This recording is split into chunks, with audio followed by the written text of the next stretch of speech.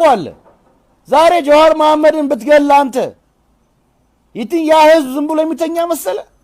ኦሮሞ ብቻ መሰለ ዝም የሚለው? እኛም አገውም ቅማንትም ሌላውም ብሔር ብሔረሰብ የሚነሳበት ጊዜ ይሆናል። የማይቆም እሳት አትለኩሱ። ጀዋርን የጠላችሁት እስላም ስለሆነ ነው። ጀዋርን የጠላችሁት ኦሮሞ ስለሆነ ነው እንጂ ጀዋር አማራ ቢሆን ኖሮ ሐውልት ይሰራለት ነበር። ላናሳምነው ጽጌ ሐውልት የምትሰሩ አይደላችሁ እንዴ? ላዩ ላይ ሸንቶ ለሞተ ለነ ማን ነው? ይሄ ማን ነው? ደመቀ ዘውዱ ነው ማን ይባለው? እሱንም ሻማ ያበራችሁ የምትዘክሩት አይደላችሁ እንዴ? ጀዋር እኮ የናንተ ሙሴ እኮ ነበር። ጀዋር የናንተ የዘመኑ ሙሴ ነበር።